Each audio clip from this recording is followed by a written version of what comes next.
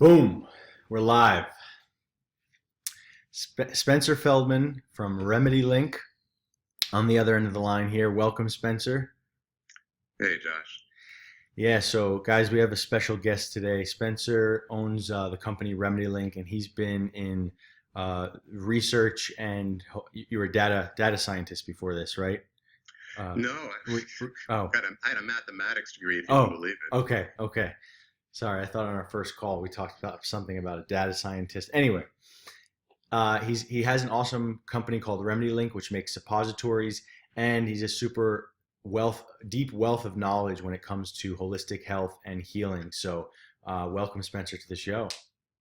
Thanks, Josh. When we were on the phone earlier, we talked about what has gone wrong with the medical system and why it is that they're great if it's a car crash, but it's not so great with a chronic disease. Traditional medicine. Modern medicine is where you want to go to with a gunshot, a raging infection, a car crash. And thanks to them, lives are saved. But with the chronic diseases, they don't have as good a track record. And we were talking about it, and I thought I'd share with your audience why I think that's happened and what we can do about it. Please, yeah, please. All right. So as I look back historically, there's a fellow named Koch who who created the foundations of modern microbiology.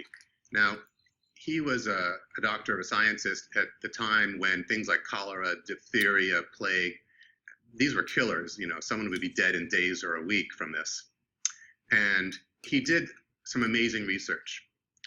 And what he did was he would take a sample of fluid from a sick person and grow it in a petri dish with some media that the bugs like to eat. And then he would take whatever grew, inject it back into a healthy subject. And if the disease showed up, he said, okay, now we know what's causing it. Then the next step was he would grow a lot of these things and put different stuff in there. And when you found something that would kill the disease but not kill the person, then you had your cure. And this is, of course, what led to antibiotics. But for as amazing as what he did was, he inadvertently set the stage for a real problem in the medical field. And this is what happened. You could classify a bacteria in two different forms. Planktonic, that's free floating. That's the individual bacteria that are the real killers, which are not most of them. Then you've got the biofilms, and they are social and like to stick together in these slimy communities. This is most bacteria. Some can go back and forth, but most bacteria are the biofilm type. These are social. And he found out how to work with the planktonic bacteria. Now, if you were to follow Koch's postulates and you take some fluid from a sick person, but this time someone with a chronic disease, and you put it in a test tube, it's going to stick to the sides of the test tube because it likes to live on surfaces. Then you pour it into a petri dish that Koch creates, but they like a different food source than the other bacteria. So first off, most of them are going to stick to the test tube. What does come will likely be some other free-floating planktonic bacteria that have nothing to do with the chronic disease. And if some of these biofilms do get onto the petri dish, they don't find food they like. Now, on top of that, the biofilm, this sticky, slimy layer that they like to grow in, we couldn't even see it until 20, 30 years ago with confocal laser scanning microscopes. So for a long time, it's not that the medical establishment didn't have the ability to go after biofilms, because now that we know that they're there, a lot of great protocols are coming out. But we couldn't see them, we weren't culturing them. And because of this, for a long time, the chronic diseases remained incurable. And people would say, oh, it's genetic. We're finding more and more things we think are genetic are epigenetic. It's really more the environment. So that was really the first problem that happened. We couldn't see them. We couldn't culture them. We didn't know they were there. Wow, interesting. And you believe biofilms are I know that's kind of step one of your protocol is just addressing biofilms because that they're kind of preventing all other nutrients from being absorbing and wreaking havoc on the rest of our body. So, do you believe that? Well, sure. Yeah. When I started making products, I was into detox. Hmm. So I began with heavy metals. But then I said, oh, well, there's chemicals. And then I said, oh, wait a minute. Bacteria can create toxins. So my idea of what a toxin is has evolved. Hmm. And I guess we could talk a little bit about what we know about biofilms now, Please, because yeah, they yeah. are a huge player, and 90% of all diseases are associated with biofilms now. Wow, And I didn't even so know that. yeah, so we need to know how to deal with these. So Okay. let's talk a little bit about them. Uh, First is they're not haphazard communities. They're very complex and organized. They have water and transport systems. They can store water and food. Now, if the creature can store water and food, that means fasting won't do much because it can very easily eat and drink what it's got and slow down its metabolism if things get bad. So we can't fast these things out. I'm a huge fan of fasting. I like a 10-day water fast once a year. Fasting will suppress them but not kill them. They'll just come back. Mhm. How about fevers, spiking a fever? Okay. Biofilms have pili, it's these little appendages, and they use them to grab onto each other and to grab onto us. But they can also wiggle them in harmony and ventilate themselves, much like bees can regulate the temperature of a hive by beating their wings. So they can regulate their temperature. They can also survive temperature. There are biofilms that are found at incredibly high and incredibly low temperatures. So while a fever can help boost our immune system, it can't really kill the bug. So, all right, let's say we do get a fever. White blood cells can't get to them. They get into the biofilm, they get, a cell deep or so, and then that's it. They're stuck in mud. So it's a brilliant response, an adaptation for survival. What about antibiotics? They're bacteria after all. So yes, an antibiotic will kill them. Keep talking. I'm going to shut my window because there's wind coming in, but I'm listening. Okay. So antibiotics will work, but a bacteria in a biofilm community is given up to a 5,000 time level of protection against an antibiotic. That means if you had to take one antibiotic pill a day for one kind of bacteria, that same bacteria in a biofilm, you need 5,000 pills a day. It's not realistic. So, and then there's two other things. One is they're smart. They send out nanowires so that they can communicate and vote and talk amongst themselves and share information. So they're like a slimy brain, which means they adapt, right? We're playing chess with them, basically. Almost like a network of fungi, almost. Yes, right? very similar to that. Okay. So, I mean, these have the genius of 500 million years of evolution behind them. Okay. And then finally, if all of that stuff fails, they have one final trick up their sleeve. They have dormant or sleeper cells.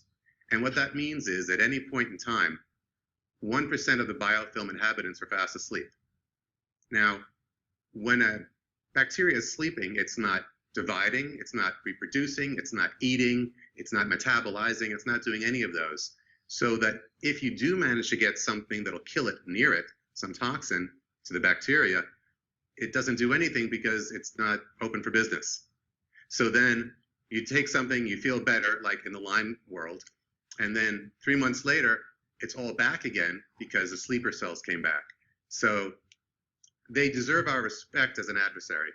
Wow. Really fascinating. Really fascinating. So you would treat biofilms as this whole separate class of organisms. We're not talking about like parasites here or, candida. We're talking about this whole new class of bacteria that are basically much more difficult to kill. And sounds like they're creating much more problems in our body. So yeah. Biofilms don't have to have one species in them. They can be a mix of all sorts of things. So we've known about biofilms when we say we knew about candida. but we didn't quite understand that it wasn't like the bacteria of Koch stay. We couldn't see it or treat it in the same protocol. So even though we've known that there is these infections, we haven't known just how resilient and how resourceful and how adaptive they are. So yes, indeed, we need to have a new class of protocols to deal with this old threat that we are now finally able to understand. Wow. Yeah, so the things that I've done for biofilms over the years are things like essential oil suppositories. I've had a lot of radish juices, like radish and Yeah. dill and stuff like that, which hopefully does a decent job. And oral EDTA, which probably doesn't do as good of a job, obviously, as the suppositories. But what do you think about, are biofilms living in mucoid plaque? Are they kind of working? Oh, something just happened. Okay, we're recording again. All right. Sorry, guys. You saw my last podcast with Ravana. My hard drive crapped out on me, and it happened again. So I need to make sure that I just delete my files from now on. Anyway, so we were talking about biofilms, and yeah, for me, I always thought that they were kind of living in the plaque or with the plaque, and I thought that by removing the plaque, I was doing a good job of removing the biofilms. But I'm curious as to your opinion on mucoid plaque and how the biofilms kind of live synonymously with each other. Sure. Yeah. So mucoid plaque is the term that the Arise and Shine people made for what comes out when you mix fiber and psyllium. But if you talk to a surgeon, an abdominal surgeon, that's not in the gut. Okay. People put scopes up there all day long and you see tissue. So that unfortunately was, a fear-based selling tool of those folks talking about something that didn't quite exist. There is a biofilm in the gut, but biofilms are so small you need a microscope to see them. So you're not going to see it when it comes out. What you see coming out with the Arise and Shine product is what came in plus mixed up with the intestine. Have you ever done one of these yourself? Yeah. Okay. Yeah. So I've done a lot of these different cleanses and mixed a bunch of different herbs and supplements, and it's funny because there is something that comes out that's very clearly the psyllium and the bentonite clay mixed together. I mean, it's the same texture. It's like gelatinous.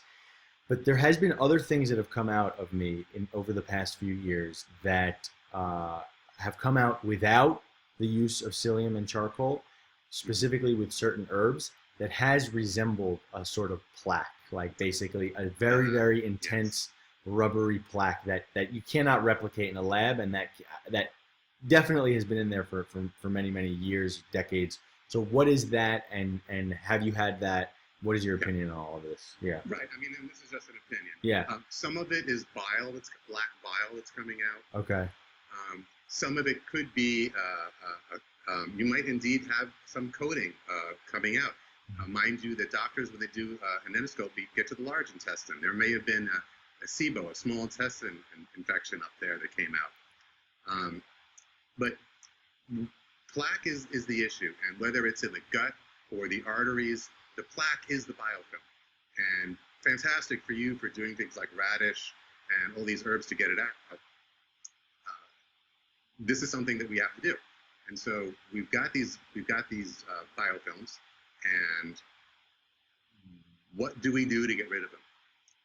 And there's kind of three ways that I think about dealing with it. Mm-hmm. I want to dissolve it, I want to confuse it, and then I want something to maintain it. So I'll tell you the way I think about it. In terms of dissolving it, you've got three possibilities. You've got oxidize, you have solvents, and you have enzymes.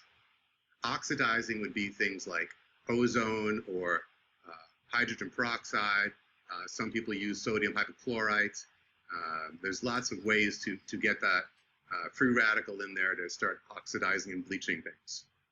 As a matter of fact, that's how the immune system works. White blood cells generate an oxidative burst with superoxides and such to destroy stuff. Downside is, if you're going to do it, you would need a machine, you might need an IV, and it's free radicals. It has some harshness to the body. The second thing is something that you yourself have already found out, which is solvents, essential oils. So DMSO, all of the essential oils, turpentine, for instance, even though it has a strange rap because you find it in a hardware store, if you think about what it is, it's the essential oil from pine sap, pine resin. It's an American version of frankincense or myrrh. So all of these essential oils have dissolving capacity to them. And I'm a huge fan of that side of things. Another one is enzymes. And my favorite enzyme would be serrapeptase, which is what the silkworm uses to digest its way out of the cocoon. It just so happens that that same enzyme is fantastic with biofilms, scar tissue, dead tissue. There's all sorts of things that will go after.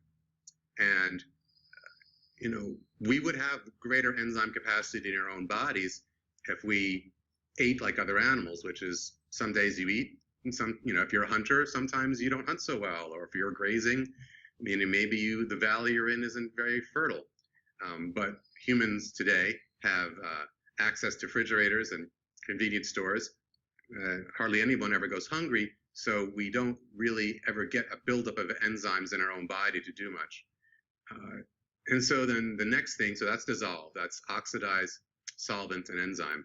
The confused part has to do with robbing the biofilm of its intelligence, because they respond in a way that is intelligent. Now, what they do is they vote amongst themselves. They secrete chemicals that are bitter. And then they taste how many of these chemicals are around, because each of them represents a different response to the environment. And then based on that, it's called quorum sensing, they decide how they're going to behave. So for instance, if there's too many of a certain type of bitter chemical being secreted, that tells the biofilm that they're overpopulated. Maybe they should slow production down because there's maybe not enough food or not enough space. So when you take bitter supplements, or bitter plants, you are taking in the bitter elements that one of the things it does is it interferes and confuses with the quorum sensing. Now they can't, there's so much noise going on from a signal perspective that they can't necessarily act as a group. They have to start acting individually, and that gives us an advantage because it's their group cohesion that makes them so strong and responsive. Then the last thing I would say is to maintain. So then the question is, what do? We can't do something that is very difficult on the body. So for instance, oxidizers. You wouldn't necessarily want to do an ozone rectal insufflation or IV once a week the rest of your life. It's too invasive. So we need some kind of protocol that what we can do can be a daily or every couple of days, and it's no big deal. So what I did personally is there are two products that I came up with that are working at those two perspectives. Zoibin, which is German for purge or get rid of, is a mixture of essential oils and bitter compounds. And the idea is I want to dissolve, but I also want to confuse it. Because once the biofilm starts to dissolve, the immune system can get in and start to go after these things. Now, the other interesting thing is bitters not only trigger detox, which we can talk about one day, but they trigger chemotaxis. So in the same way as the biofilms secrete bitter compounds to talk to themselves, the immune system can recognize those compounds and starts chemotaxing, starts undulating towards the infection. So when you take more bitters, you are putting your immune system on alert. You're saying, hey, there's a lot of stuff going on. Wake up and get to it. So the essential oils is the dissolving aspect. The bitter is the confusing aspect. And then for the enzyme part, I use serrapeptase. The difference is I put it in a suppository. And the reason I do that is because serrapeptase, for all the miracles that you hear people getting on it, is only about 5% absorbed orally.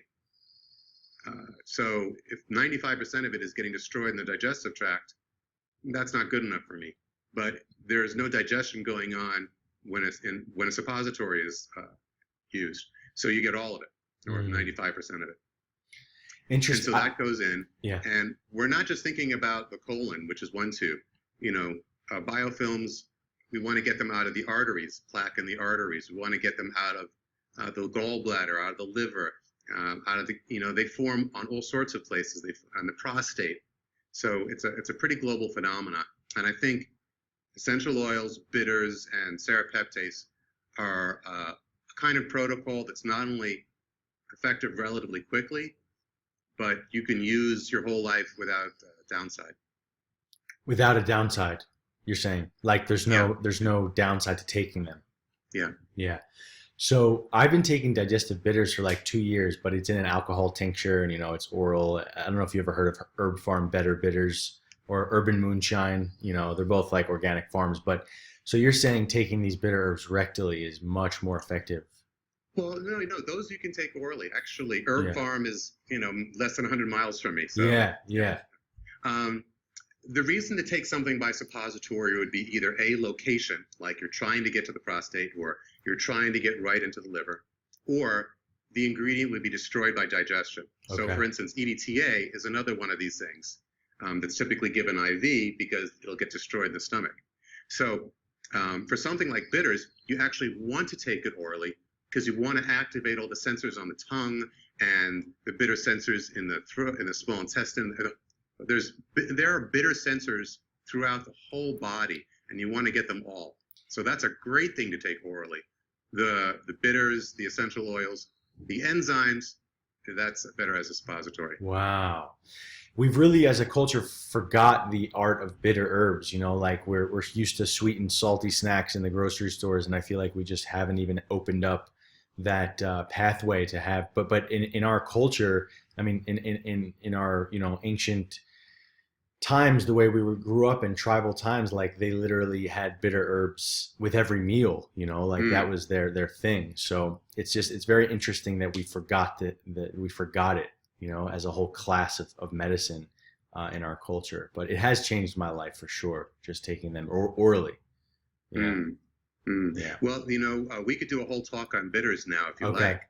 Would you Uh, want to? Or I'm do you I'm want to de- save it? you- I'll let you run the show here. Whatever you feel like you want to bring up, I'm game. So Okay. All yeah. right. So let's talk about bitters a little bit Okay. because I'm in love with these things. Okay. Um, we have a handful of receptors for sweet, salty, spicy, pungent, sour. We've got 34 different genes that code for bitter, and we can recognize over 100 separate bitter compounds. And so clearly, nature thinks bitter is very important for us. So let's see if we can figure out why this is. Um, the bitter is the most common flavor in the natural world, in the plants. And plants use bitters to repel for the same things that we do: fungi, parasites, bacteria, yeast, viruses. It's their medicine, yeah. But they also use it to avoid being overgrazed upon because it doesn't taste good. Mm. Um, and what happened was around the year 14,000 years ago ish, river on the banks of the Nile, we started domesticating plants, and we learned how to breed them and how to grow them. And what we wanted was things that were sweeter, more calories, more energy, because back then life was a lot of physical labor, so you wanted as much energy as you could get out of your plants, and not so bitter because it doesn't taste that great. But what we inadvertently did was we bred out the bitter qualities. When we bred out the bitter qualities, we bred out the medicinal qualities of the plants. So we weren't getting medicine all the time just by eating food.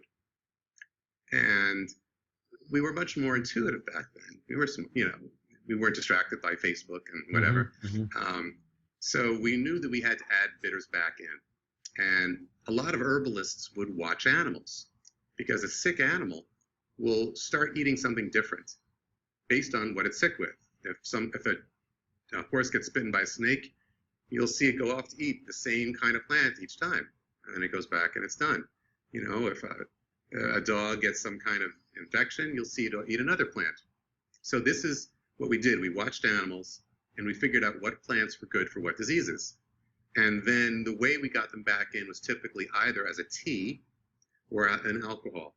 So there's a recipe from 9,000 years ago in China of putting hawthorn berries in wine, I think. In India, they used wormwood 3,500 years ago. And then, so if you put the bitter parts of a plant, the leaves, bark, seeds, flowers, the rinds, then the roots, and you put them in hot water, the water-soluble bitters will come out. And if you put them in alcohol, the alcohol-soluble ones will come out. So we were, having these fortified drinks and teas for thousands of years, as most cultures have a tradition of medicinal teas. Now, our teas now have gotten to the point where it's really just there to wake you up. It's something with a high caffeine content, but you go back farther, and they had different recipes. One of the more famous recipes, mixes, was from a guy named King Mithridates of Pontus, which is modern-day Turkey. And he was afraid of being poisoned.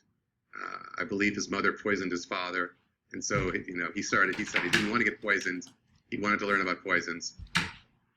And what he did was he believed that if he would eat a lot of bitter food, he could become immune to poison. And so his formula was aromatics, which are essential oils, and bitters, and then something sweet to help it go down. Based on where he lived and what he talked about, he probably had there was probably some ginger, some gentian, there were some other things that were available to him up there. And the story goes, he became immune to being poisoned. And, for centuries, kings would hire herbalists to give them these bitter drinks to keep them strong. Another example is Rasputin, who they tried to poison with cyanide, and they gave him this enormous dose, laced his cake and wine with it. That didn't do anything to him. This guy was nearly bulletproof. I mean, the story of what they had to do to finally assassinate Rasputin, you can see how strong this fellow was. What did they have to do? Oh my God! All right, so they poisoned him, and that didn't do it. Then they shot him, and they came back, and then they shot him in the chest. That didn't. They came back to get his body. That didn't do it. He chased some guy, the guy who poisoned and shot him, up the stairs with a bullet in his chest, and then like a bunch of other guys beat him and then stabbed him and then shot him in the head, and that finally did it. Wow. I mean, this was one tough son of a gun, and he was an herbalist. Wow. Right? Why are herbalists so strong? Why do they have such capacities? Because they're eating bitters all the time. Wow. Now, here's, just like the chronic Coke gave us the benefit of going after acute disease, but we kind of lost track of the chronic, something happened with herbs in the 1800s, and this is what happened. People used to go around and would sell their herbal special elixirs with water and alcohol-soluble herbs. But then cocaine and morphine became commercially available. And so people would basically mix them, one or both, in water. This is how Coca-Cola came about. And along with some sweeteners and some occasional bitters, and sell it as a drug. And these were these vaudeville shows, the medicine shows that would show up in town with the circus guy telling the story and the strong man coming out and saying how great he feels since he takes the product. And, these were charlatans because these weren't herbs. These were drugs. And so right around the turn of the century, we got penicillin, we got sulfur drugs, we got insulin, and real science is coming out making life-saving products. And so legislation came out that said, okay, you guys cannot be selling this stuff. But the damage was done. Herbalism got put in the same category, the same rubric as charlatanism. So people were saying, hey, you know what? This stuff is useless at best and addictive or poisonous at worst. And we have real drugs now. Let's use these. And so we lost our connection. We lost the bitter roots of medicine. Now, the ironic thing is, half of the drugs that are in the marketplace right now affect the same bitter receptors in the body. So when you go to a doctor for pharmaceuticals, half the time you're actually getting concentrated bitters. What I think is better, if you can, if it hasn't got to the point where you need something heroic right now, is to take something that's bitter on a daily basis that activates those same genes. So, you take a look at the drugs that are there for, blood pressure and diabetes and all of these conditions. These are bitters, right? So we know that bitters have an amazing effect on the body. And what I would say is we need to go back to our roots, like you said, get back to what we lost, that old traditional knowledge, and start taking bitters. It's hormetics, right? If you want to have big, strong muscles, you have to stress them by going to the gym. If you want to have a strong capacity for detoxification and for immune response and all those other things, bitters are the way, because we evolved with taking bitters all day long with our meals. And when we stopped, it's like our liver and our immune system didn't get the stimulation it was evolved to get. And that led to a whole other class of problems. Wow. That is fascinating. Fascinating story, man. So do we have to taste these bitters in order for it to actually work? Yeah. You want, well, okay. Yeah. It's a qualified yes. Okay. If you swallow them without tasting them, there will be effects downstream, right? Okay. But a good percentage of the effects are happening on the tongue and the brain, and so there might be people out there that says, "Well, I don't like bitter foods." Well, why not? Well, let's see. Bacteria, fungi, and cancer cells are very simple. They live on glutamine, glutamic acid, and glucose. Well, glutamic acid is savory, glucose is sweet. So if you ask people what their favorite flavors are, oh, I like savory and sweet, like a good barbecue, right? Or candy. And you say, well, what's your least favorite taste? Oh, I don't like bitter things. Well, microorganisms secrete neurochemicals. They can create serotonin and dopamine and all these things, and adrenaline. So they can control us. Mm-hmm. They can reward us for what suits them and punish us for what doesn't suit them. Mm-hmm. So they punish us when we take bitters by making us go, oh, that tastes terrible. But they reward us when we eat sugar and glutamic acid, MSG basically, because they really love that as a fuel source. Now, if you're into ketosis, you know that we can burn fat, most bugs cannot. So that's the benefit of that. But if you say, oh, do I have to taste it? That's the bug saying, hey, Josh, don't eat this stuff. Right. Right. So and the thing is, when you and I were kids, we weren't given lots of bitter foods. Well, I can't speak for you. I wasn't. Yeah. Okay. So I imprinted on the food of my culture, and my culture's food has lots of glutamic acid and lots of sugar. So now when I eat bitters, at least when I first did, I rebel. Oh my God, this is horrible. I couldn't, because it's terrible. It would make me laugh. It was so bad. But within a week or two, I didn't mind it so much. Within a month, I started craving it. I started wanting, and now I don't want sweet foods. I enjoy a bitter salad. It actually is, it feels clean and invigorating and strong. My whole body feels light and full of vigor when I eat this. So, there may be a time you have to go through where the bugs are punishing you by removing the reward and instigating the punishment chemistry in the brain to try to get you to behave the way it likes. Yep. But stay with it, your taste will change. And the other thing is, if you have young kids, before they learn any better, start giving them bitters so that for them, it just feels, hey, where were you, kid? Oh, I was out in the garden picking dandelion leaves. I love the way they taste. What a gift to give our kids, to give them that Paleolithic sense of taste so that they crave what's good for them. Yep. Yeah. Just to defend myself against my for my audience here, I actually love bitters, what I meant by that question, which is I'm glad I asked it because everyone else probably hates them, is like if I take a tincture of bitter herbs and I just swallow it directly, or if people take pills of bitter herbs, like is that actually going to benefit us? But I did absolutely hate bitter herbs when I first started, and now I shouldn't say, maybe I won't say I love them, but I do have like a positive, a relationship with them where I know they're good for me and I enjoy them, or at least can tolerate them. But Mm-hmm. so what can people do?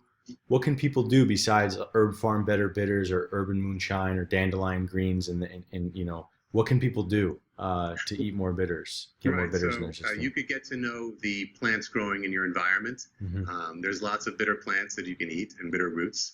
Um, you can go to maybe some of the Asian grocery stores that still have a larger selection of some more exotic plants that you can eat. Um, you can get our Zoibin product, which has berberine and gentian, two of the most bitter things you could possibly imagine. And you put a drop of that in your tongue, and you know you've had it. Oh, so that's not a suppository that you sell. That's a Right. that's an oral That's a formula. liquid, Okay. and it's about 60 ml in there. Okay. And so it's got the essential oils and then the bitters together. It's like the Mithridates style way of doing things. Okay. Mithridates, I don't know how to pronounce that. And initially, it's like a teaspoon a day for 3 days just to give a really strong blast at the bugs that are in there. And then what I do is a few times a day, I'll just kind of put it on the tip of my tongue and let the taste kind of wash over me. And here's another interesting thing about bitters for those people in your audience that might be struggling with weight loss. It's a very complicated process, the interplay of satiety and hunger hormones, and we still haven't figured it out completely. But what we can say is that, as a general rule, there are two ways that you get the signal to stop eating, and they're both protective. Way number one is you put so much food in the stomach that the mechanoreceptors secrete leptin and say, okay, stop eating, we're done. The second way is you eat enough bitters that the body says we're done. Now, the reason that second way works is you have to have the bitter response stronger than the hunger response, because not all bitters are good for you. The ones that I picked in Zoibin, they're fantastic for you. What are some that are not good for us? Grapefruit is a bitter, and it suppresses P450 cytochrome enzymes, which is how we detoxify, and we can get into that next time. Okay. There are some bitters that will interfere with certain detox pathways and do some other things. So when you what about burdock? What's that? What about burdock? Burdoc's great. I don't, Okay. I'm looking for something that's just so bitter that it just, Okay. yeah, I think of it as like when I go to the gym, it's 15 minutes of as hard as I can do, and then I stop. Okay. So I want that same really intense and move on. Okay, so weight loss. Yeah. It's important that the body's response to bitters be stronger than hunger, because if an animal gets really hungry and then comes across a poisonous plant, the bitter sensor has to tell the brain to turn off hunger before the animal eats enough of the poisonous plant to kill itself. It's a safeguard. So if you take bitters, ones that aren't poisonous, the body will still say, okay, that's enough at a certain point. So if you're out there and you're eating, and the only time you ever feel full is when you've got so much food in your stomach you just can't fit any more in there. No matter how much you eat, you're still hungry, you're still going back to the fridge, you're still looking for something. Well, a lot of, we can talk about what causes that, but one way to override that is with bitters. If you start taking bitters and a drop and a drop and a drop, you will trigger that satiety hormone in your brain, and it might help support you in your weight goals. Very cool. Yeah, that's one thing that the tinctures have done for me is after a meal, just having those bitters. I think it's better to have it before a meal to stimulate the acids and bile, but after a meal, it just makes me not want to eat the chocolate that I typically eat, I had the same experience. So I'll do a little bit, maybe 5-10 minutes before a meal to stimulate the digestive juices, maybe a little bit during the meal, just to clean the palate and then after the meal I'll take it, and then all of a sudden I'm not staring at the fridge wondering why I'm still hungry. Yeah. Wow. Very cool, man. If there's more on bitters, please keep going. This is all fascinating to me. Well, one of the things that bitters do is they trigger the white blood cells to start moving. So, but the other thing is they stimulate the detox pathway, right? So when you eat bitters, so when bitters were part of our food because we couldn't get them out, like if you ever had a crab apple, before if you've ever eaten grapes, wild grapes from the kind of grapes that were around 10,000 years ago, these things can be very tart and very bitter, these plants. So when we would be eating food, every bite of food would require some degree of detoxification. And so we ate the bitters, we tasted it, and we sent a message to the liver saying, hey, I'm eating food now, and you know the drill, there's going to be some toxins, so wake up and get the machinery started to do detoxification. When we eat bitters now, we send that same signal to detoxify. But the absence of eating bitters is meaning that we're not sending signals to detoxify our bodies. And we are exposed to a lot more toxins now than we ever were for the last, millions of years. But they're what I call stealth toxins.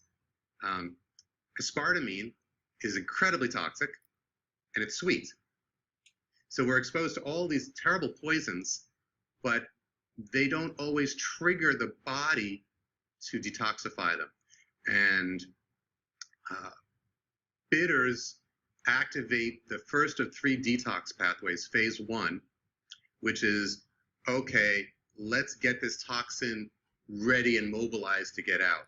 And that's what I'd actually like to talk with you about next week, about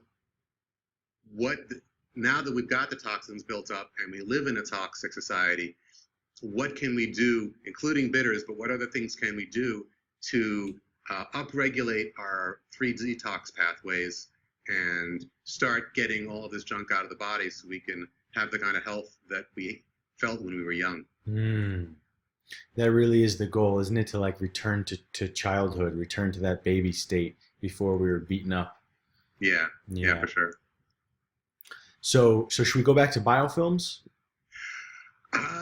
Or do you want if you have any questions, I'm sure. I think Okay. that's my whole biofilm story. Oh, was it? Okay. Okay, so what's the biofilm formula that you have rectally, the rectal suppositories for biofilms? You have EDTA, you have coffee enema suppositories. Are these all for biofilms, or is there one particular formula? Well, the EDTA suppository. Which, by the way, please bring up the difference between what you told me on the phone, the dipotassium EDTA versus the disodium EDTA, which most people are taking. Sure. Yeah. Okay, so for biofilms, my protocol is serrapeptase bisuppository. Okay. That's the solvent side of things, right? And then the bitters, serrapeptase bisuppository, that's the enzymatic side. Okay. And then the zoibin orally, that's the solvent side, right? Okay. The essential oils, the dissolving aspect of it. And then the bitters are in there too, so that gives a wake-up call to the immune system to say, hey, lazy bones, get in there and go after this biofilm, because I've cleared a path for you now. I've stripped them of the biofilm, but the bacteria are still there. So now's your time. Go get them. Go get them, tiger. Yeah. And I used to look at blood under a microscope, and I'll probably do a demo for you guys once. I'll take a drop of my blood and put it under a scope and show you it. When you see the white blood cells, in a lot of people, they're just frozen solid. They're just kind of stunned. They look like they're stunned. They're circular. They don't move. And they should be moving about and scintillating and on the hunt. So that's one of the things that you want. That's what you want. When I see that, I'm thinking to myself, this person is having too many sweets and not enough bitters. They are shutting down the immune system. They're not giving it any kind of stimulation. So for me, biofilms is serrapeptase bisuppository and zoibin. So the serrapeptase product is Notoplex. Notoplex. Yeah, that's what I was looking for. I'm sorry. The names of all these. Yeah. Right. Nodoplex. Okay. And I could talk. Let me tell you a little bit about the whole scar tissue thing. Please. Yes. Um, Yes. I listened to one of your episodes on another show and really curious. Yeah.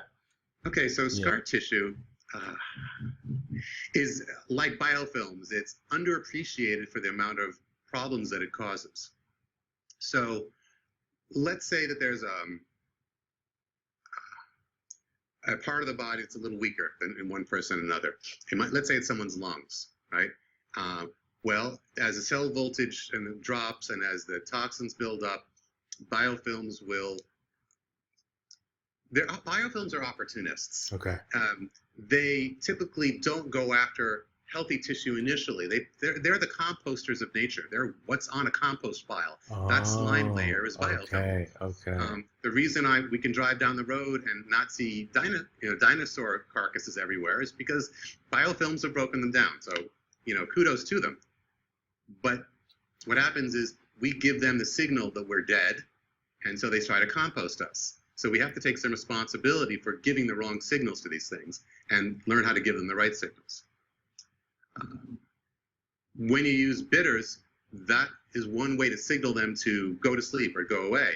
You never kill them completely. Remember, there's always some persister cells there. That's why you want something as a maintenance. But that's how we communicate to them that, hey, I know you mean well, but I'm not dead yet, so give me another 30 years, please. But once a biofilm gets into an organ, gets on something, it's eating our food and secreting or releasing its metabolic waste. It's going to the bathroom in us, basically. And this can create a kind of chronic wound in the area where it's at. And so the body tries to fix the chronic wound, but it can't. It's chronic. It can't get into the biofilm. Tissue's getting damaged. It's a mess. So when a person can't properly heal an injury, the backup protocol is to fill it with scar tissue. Now, that's a great backup protocol. The problem is scar tissue doesn't have as much blood flow through it. It doesn't function like its original tissue. So for instance, on a motorcycle, I got hit by a truck, and I've got a huge piece of scar on my leg.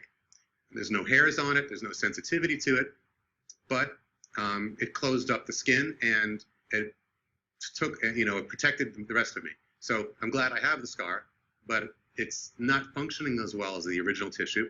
And there's also a risk of cancer now, because cancer there is an association between scars and cancer. And the association is because you've got an area that possibly has a chronic infection, is getting toxic, is getting irritated, and doesn't have a lot of blood flow now because it's scar tissue. And so from the scar tissue, we go from biofilm to chronic wound to scar tissue to cancer. And what we really want to do is go backwards. So as an example, if you look at some of the incurable diseases that are out there, a lot of these things are scar tissue oriented. Wow. So MS is scarring of the nerves, and Alzheimer's is plaque or scarring of the brain, and cystic fibrosis is scarring of the lungs, interstitial cystitis is scarring of the bladder. You could say that arteriosclerosis is a kind of scarring of the arteries. Liver disease, cirrhosis is scarring of the liver. There's scleroderma is a scarring phenomenon. Fibromyalgia is scarring of the muscles. One of the things that happens when scar is laid down is actin, little muscle cells go in there to grab on and pull as kind of molecular stitching. But I think what happens in fibromyalgia people is they get scarring in their body, and that stitching comes in and it tightens, and it never finishes the healing process, which is now that the area has been tightened up, the stitching is supposed to go away. And I think fibromyalgia people are caught in this loop where they don't ever get out of the stitching part of the cycle. So think of all of these chronic diseases, and what have you got? You've got scarring. So the serrapeptase is fantastic with scar tissue. When you look at the muscle of a young mouse, let's say at the slide there's 20 muscle cells. Maybe you could even grab this from my website and put it up for your viewers. There's 20 muscle cells in a young mouse in a slide, and maybe 6 or 10 of them in an old mouse. And half of them are faded. Those are the cells that are dying. And there's a big bunch of space. There's nothing there. That's basically scar tissue. It's filled in. And what they found is that if you want to age gracefully, you want to clear out this old, dead, dying, diseased tissue, and then the body can go in and replicate with proper tissue. But you're not really going to get good regeneration as long as the real estate's not there. If the area is filled with scar and dead and dying tissue, there's something there. You want to clear it out with something like serrapeptase, then the body can be triggered into regrowing the muscle tissue. So the serrapeptase, yes, it's fantastic with biofilms, but there's this whole other world of things, which is the scarring side of the continuum, and dealing with that whole chronic disease side of things. Wow. When you take serrapeptase rectally, are you systemically getting rid of scar tissue, or is it only kind of reaching the colon, the liver? Okay. Yeah. So the way a suppository works is you've got 3 veins down there, three big veins. One of them goes to the liver, and the other 2 kind of feed the whole body. We'll go back, right? And so a large portion of whatever you give by suppository goes right to the liver, but the rest of it goes into general circulation. Even if it gets in the liver, it's still going to get in general circulation. It just takes one more path to get there. One of the places it'll go is actually into the sexual organs. So a lot of men and women have scarring of the sexual organs. Women have scarring in the uterus if they've had an IUD, and IUDs are almost always covered with biofilms. Cesarean sections, obviously, that's a surgery. The adhesions that show up after surgeries in the abdomen that cause so much problems, that's scar tissue. And then for men, Peyronie's disease is scar tissue. Now, yeah, let's talk about that, because nobody talks about that, and we should, right? 23% of men on autopsy have enough scar tissue in their penis that is actually twisting. Okay? Now, 50% of men at age 50 have some degree of erectile dysfunction. A lot of it's scar tissue. Now, a 5% change of blood flow in the penis is enough to start causing erectile dysfunction, whereas it takes almost 90%, 95% blocked arteries in the heart to have a heart attack. So erectile dysfunction is a fantastic early warning indicator. Yeah, the canary in the coal mine, check right? engine light for a guy, right? Yeah. Don't just say, geez, I'm 60, Right. I don't care if I don't have sex anymore, if that gets in your head. No, you definitely want to be able to be waking up with an erection, because that's what tells you that your heart's in great condition and that your testosterone level is high, right? So when you take serrapeptase, it's one of the places it's going to go to is to the sexual organs, and it can start cleaning out the scar tissue that's in there.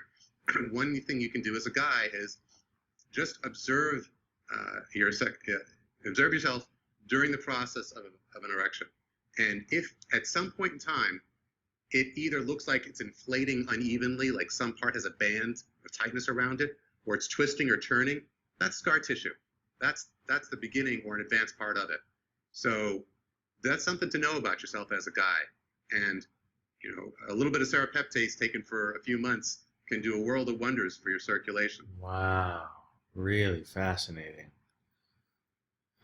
Okay, man, I gotta go, but we're definitely gonna do another one, probably more than one after this.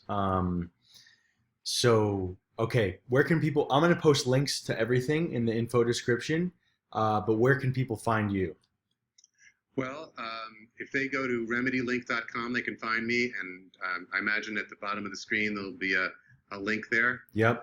And you guys can call up. I'm happy to answer questions for you. And I would say next week, what we can do is I'd like to talk about detoxifying. You asked about metals, and I didn't want to get into it this time because it's such a big topic. Yeah.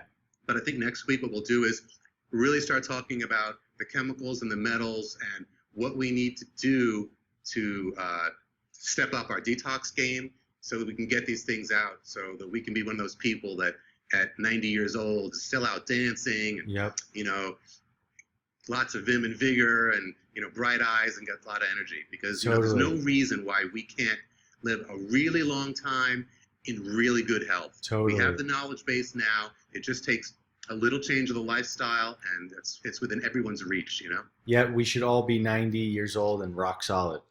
You got it, bro. Erection, that is. That too. Yeah. Okay, very cool. Well, ladies and gentlemen, Spencer will be back. Yeah, thank you, Spencer. Great talking to you, John. Take care.